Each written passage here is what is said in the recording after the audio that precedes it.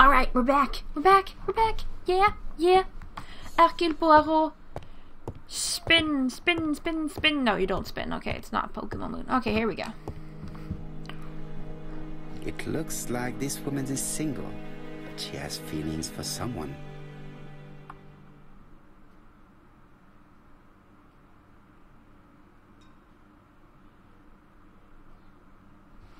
She is looking so intensely at this photo. But is it really a sister that she's studying in this manner?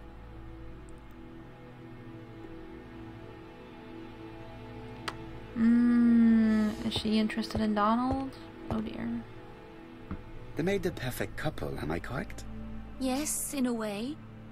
She was pretty and he... Well? He's a bright man, with a promising career ahead of him. He would have made Betty a good husband. He was always attentive and generous. Oh, a true gentleman. I hear a note of envy in your voice. You must have heard wrong. Ask if Donald was in love with Betty. Ask if Donald was jealous.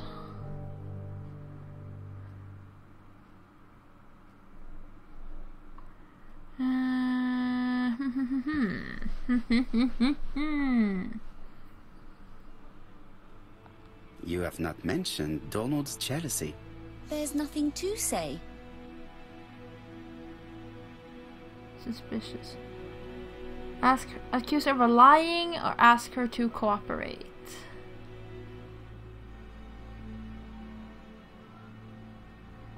I am not your enemy, Mademoiselle Bernard. And you are not my friend either, Mr. Poirot, sir. Yes, but your lies are not helping Mr. Fraser. Or you, for that matter.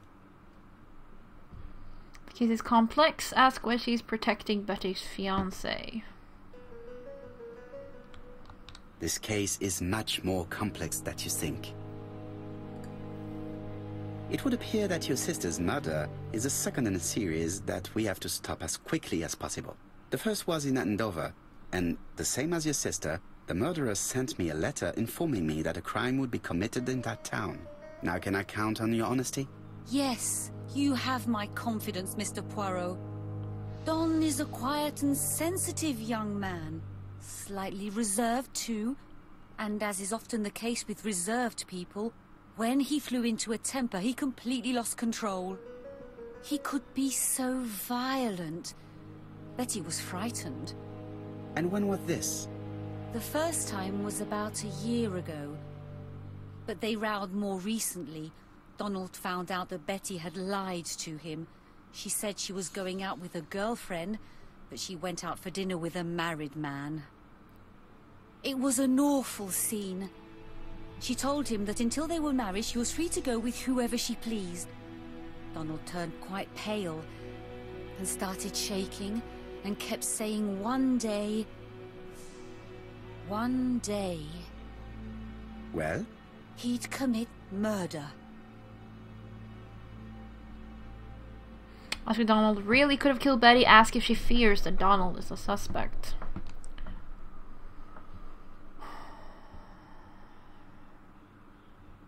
Do you think that is what happened? No, Mr. Poirot, I don't believe that.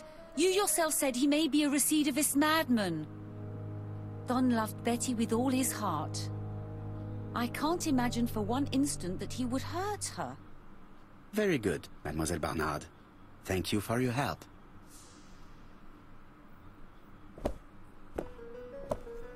Fraser is at the Ginger Cat. The police haven't spoken to him, but they want to. Très bien, Hastings. Let's see him now. Au revoir, mademoiselle. My deepest condolences to your parents. Of course, Mr. Poirot. And don't be too hard on Don. He's more fragile than he looks. If you say so. Let us now try and get our brain cells to work. Yes! What is Megan Bernard's behavior hiding? What had Betty planned to do with her evening? Here we go. Betty had probably planned to meet someone that evening.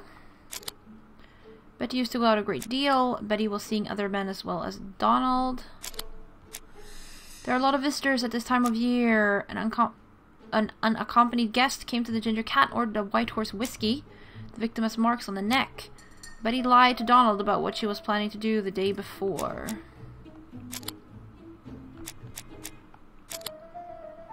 Betty lied to Donald because she had a date with another man.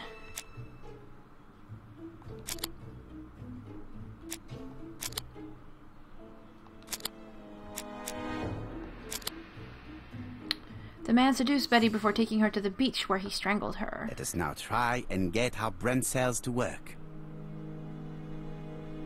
Okay. What is Megan Bernard's behavior hiding? The victim was pretty. Betty was seeing other men as well as Donald. Megan kept looking at the photo with Donald and Betty.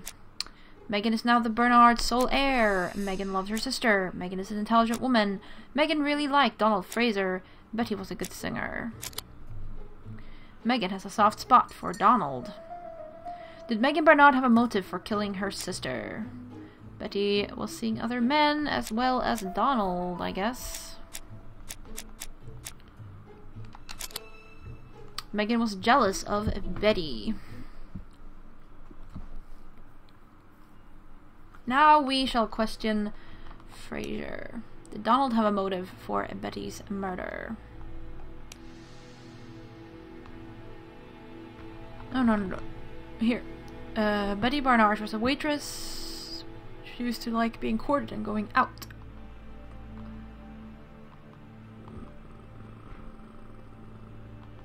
Yep. Alright. The inquiry is processing. Ooh, 10 ego points. Oh, yeah. Let's go.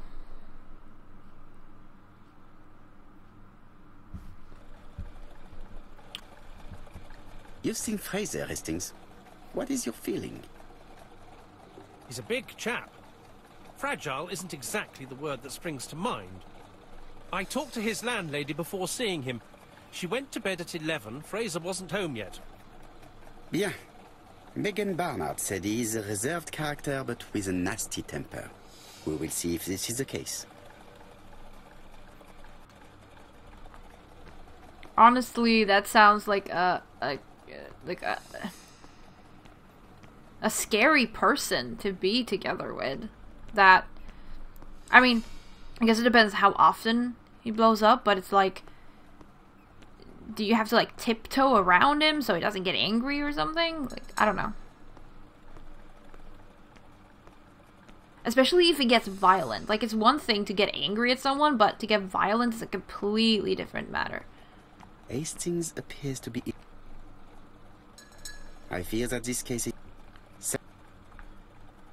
Yeah, okay.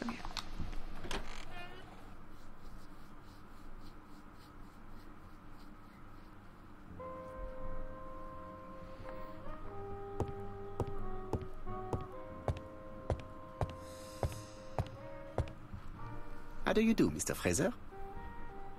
You Hercule Poirot. Mr. Hastings said you wanted to speak to me. Yes. I know that it may not be at the right time, but I would like to ask you a few questions.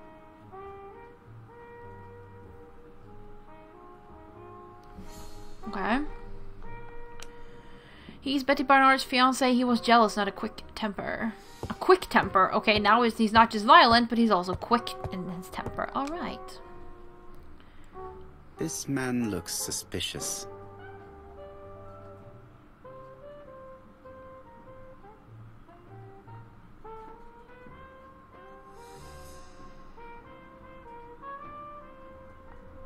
What's happening? Oh, crumbled clothes. Donald Fraser is in a terrible state, as if he hadn't slept all night. And he's drinking White Horse. Leave me alone. No. Tell me that it's a mistake. That Betty isn't dead. Sadly, your lady friend has been murdered, Mr. Fraser. Oh, Betty, if only you'd listened. Ask if you saw Betty yesterday afternoon. Say that Betty only ever did as she pleased. Ask what would have happened if she listened to him. If she had listened to you, she would still be alive. Should I take that to be a confession? With that sort of thinking, you must send a lot of innocent men to prison. Under different circumstances, I might even find you amusing, sir. Okay, that was It's wrong. no time for amusement, Mr. Fraser. It is time to find your fiancé's killer. Did you know what her plans were for the evening? She said she was having dinner with her sister.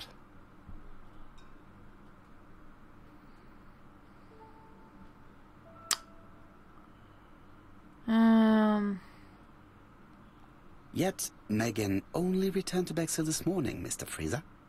I didn't know. Right. May I ask you what you were doing yesterday evening? I spent the evening working. Your colleagues can confirm this? No, I often take work home with me.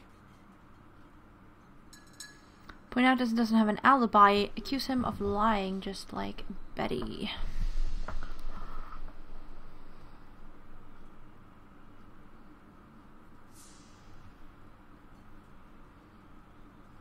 Therefore, you have no alibi, Mr. Fraser. That's right. But that doesn't make me a murderer, Mr. Poirot. I would like you to leave now, please. I'm not doing I too knew well. I'd find you here, Poirot. I thought the victim's young man was here. Yes, is all yours, Chief Inspector. Let us now try and get our brain cells to work. I'm not doing too good at getting those ego points. Rats. Did Donald have a motive for Betty's murder? There was a braided silk belt. Betty used to go out a great deal. Victim's marks on the neck. The two murders were premeditated and were carried out by the same murderer. Donald does not have an alibi.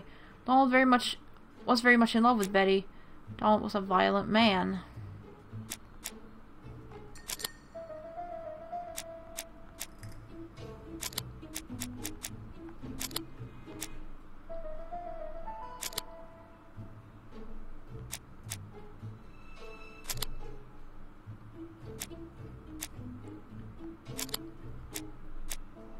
Okay, wait. Motive.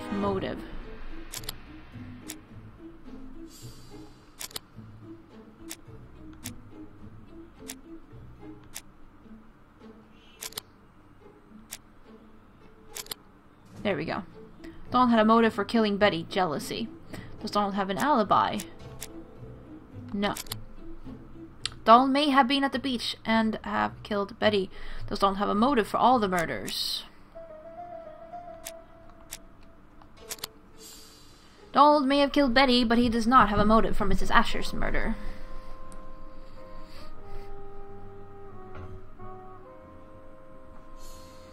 Trophy romantic confessional and synapse.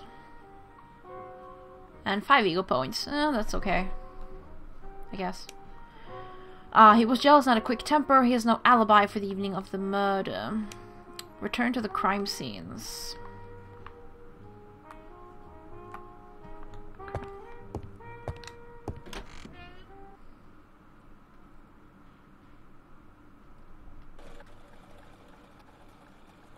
Fraser doesn't have an alibi and he's extremely jealous. You are very skilled at summing up. And yet you haven't asked Japp to arrest him. It is too soon. But I agree, without the letters announcing the crimes, Fraser would already be behind bars. Bon, I think we have enough elements. Let's reconstruct the events at the scene of the crime. I can't imagine how the murderer wasn't seen, though. Surely she must have struggled. Let us try and imagine the scene. Alright.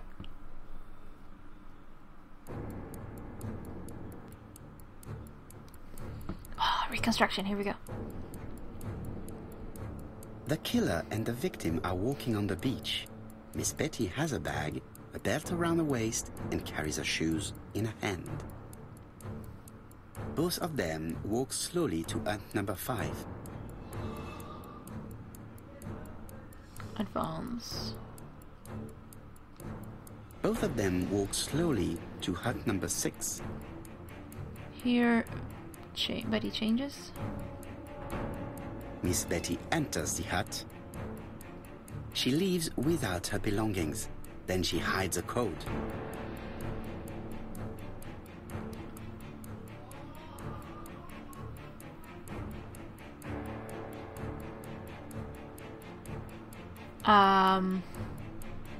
I don't know.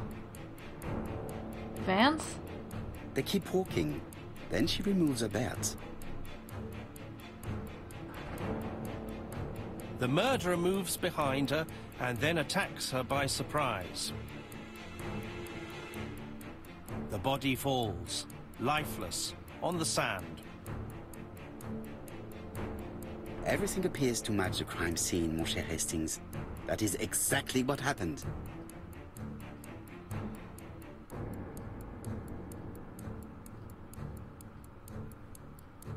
Yeah, she must have taken it off herself because it would have been weird otherwise, like.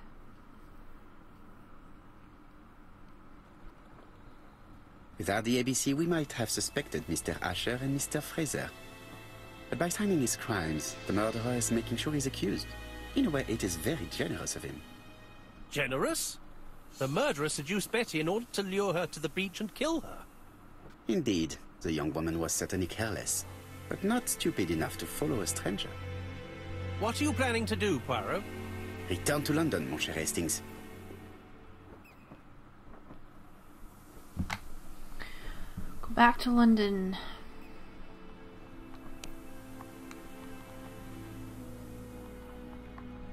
No, I agree. Like, I don't think she would have followed a stranger. Here's our friend the crab! Can I step on the crab? No! Crab! Come, crab! Come play with me, crab! No! I love how it just, like, floats over the sand. It doesn't even move! It's amazebeans. Okay. It's Freddy the Crab. I don't know why. I just felt like naming it Freddy. It's Freddy the Crab. How do we go back, though? Wait, how do we go back to London? Oh, our taxi.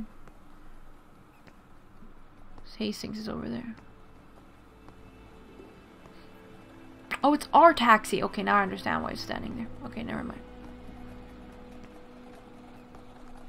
Right, back to London. There is nothing more for us to do here. I'm coming, Poirot. According to the guide, the next train departs shortly. Oh, here we go. Right, back to London. There is nothing more for us to do here.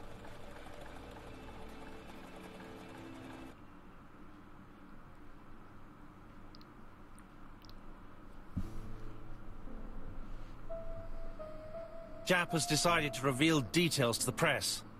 The alphabet murder is now famous. It is not a bad idea. The more people who know, the greater our chances of finding out something of interest. Poirot, I have a bad feeling.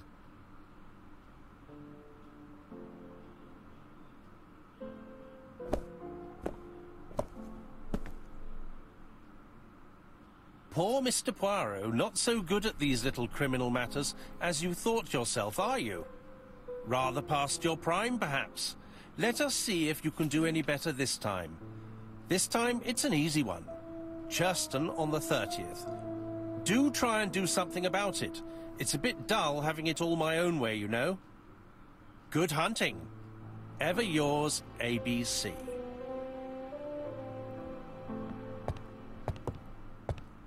Good hunting. Did you hear that, Poirot? The murderer seems to be taking it all as a game, a challenge. He will strike on 30th in Churston. We must warn Scotland Yard. Specify that it is the 30th today. Ask what the date is.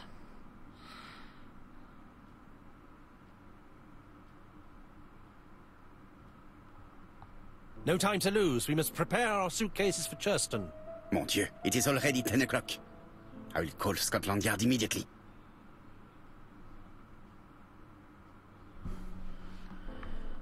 Pyramid moustache. Miss Hastings tore the envelope. Piece of envelope. Scotland Yard, compare the new letter with the others from ABC.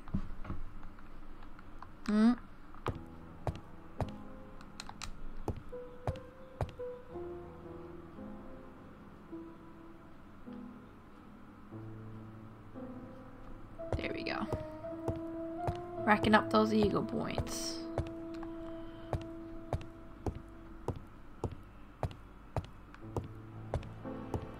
Need 'em.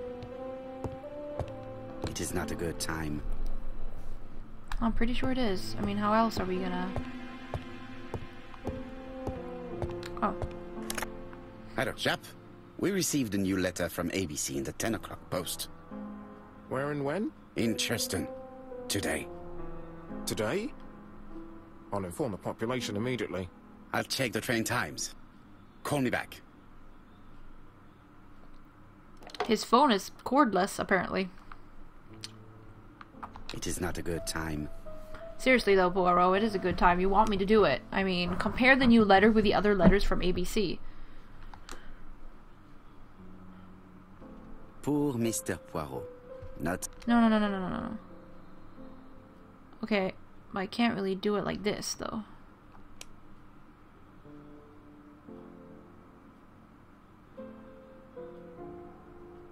Huh. However, he did not have to throw it on the ground. Huh. Not known at White Horse Mansions and White Horse Court. Try Whitehaven Mansions.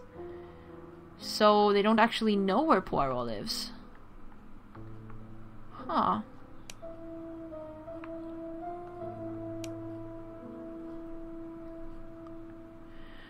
The address written on this envelope is wrong. The killer wrote White Horse Mansions. Is it a mistake? London, 1935, Owl Post. Hercule Poirot, White Horse Mansions, London. That seems strange. Like, murderer doesn't even know where he lives? How did the other letters get here then? That's strange.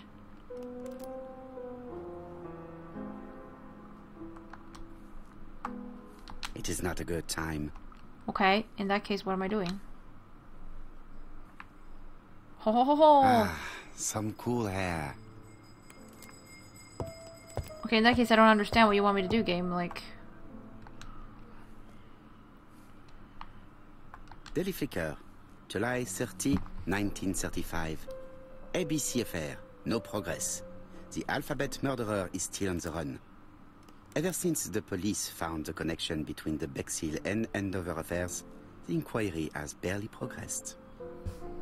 In this issue, we are publishing provocative letters sent by the killer to Hercule Poirot. Unfortunately, they have not yet helped to find him. Daily Flicker, July the 26th, 1935. The Bexhill Horror.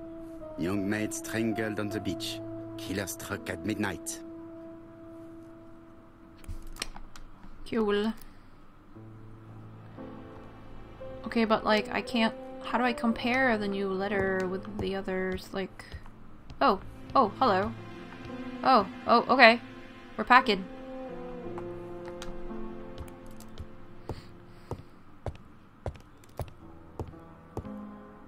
Hastings, what you are doing is an absolute disaster. That is no way to pack suitcases. Heavens, we must hurry. We have to get to Churston before the murder. Acknowledge this is an emergency. Point out that order is essential. I mean, honestly, Poirot, though. Hastings, order and method are always necessary, regardless of the circumstances. Okay. I'll let you pack them. Thank you. All the same, it really is a disgrace to leave your belongings in such a mess.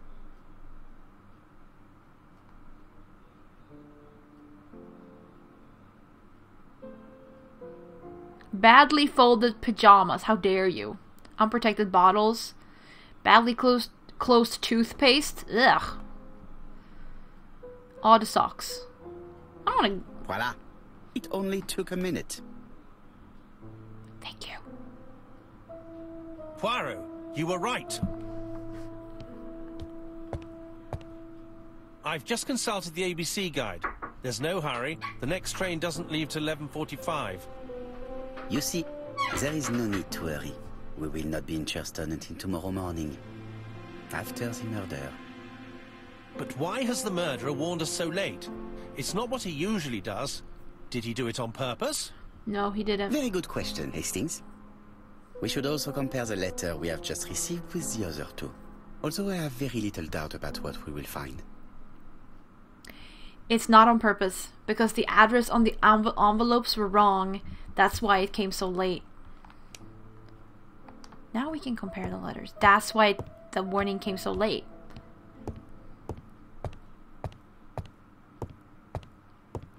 Because it wasn't on purpose.